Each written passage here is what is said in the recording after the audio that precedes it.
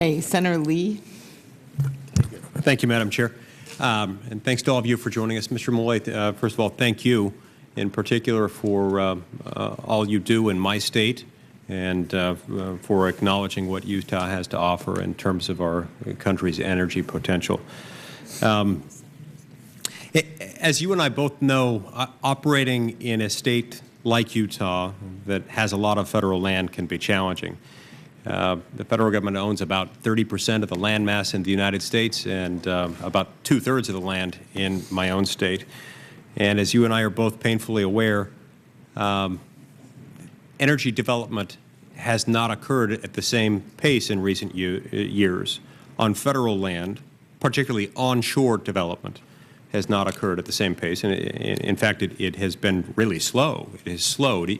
So even though we've seen a big increase in recent years in natural gas production, we have not seen that on federal land.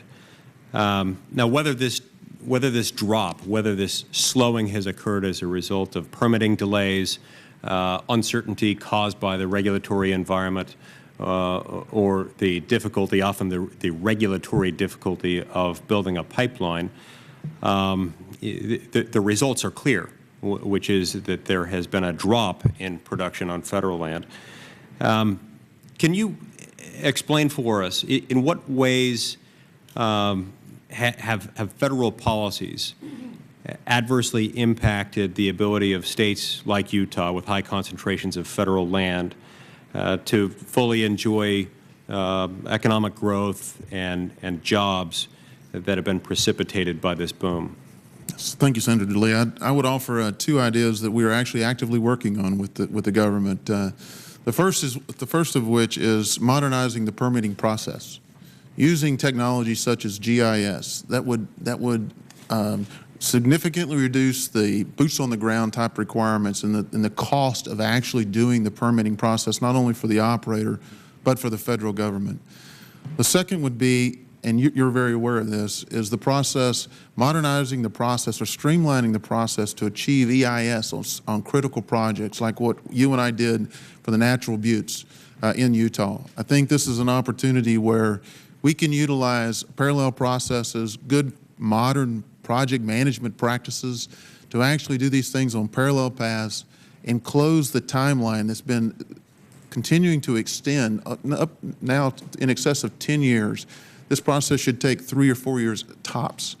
And I think that would incentivize people to move and invest in federal lands at a greater pace. Thank you. Thank you. That's helpful.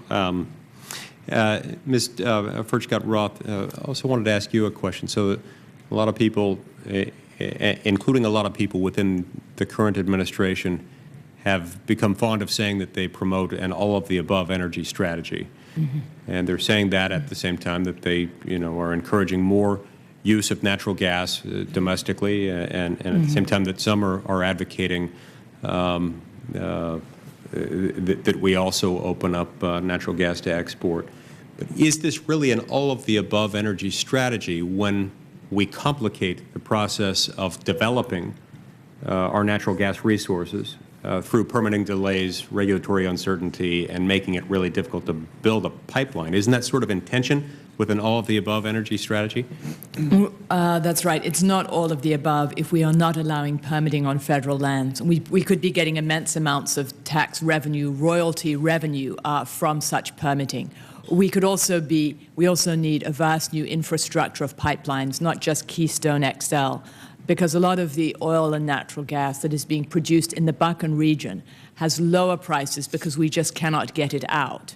Lower prices for that oil means less tax revenue for North Dakota and other states. So the oil that is trapped and that can't get out is selling at a discount to Brent crude. That means less tax revenue for the states where it is taking place.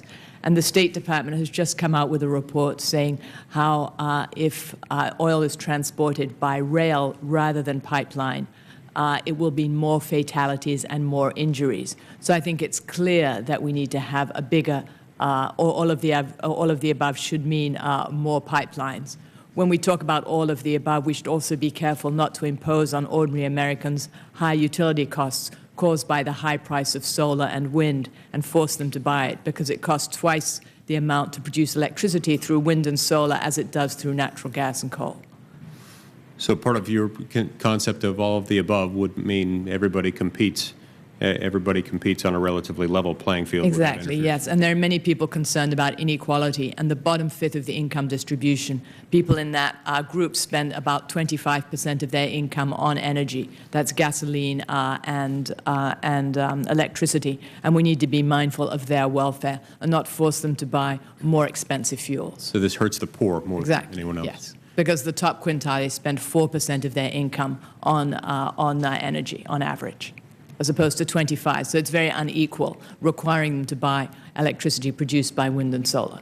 Sounds very regressive. Exactly. I see my time's expired. Thank you very much. Thank you, Madam Chair.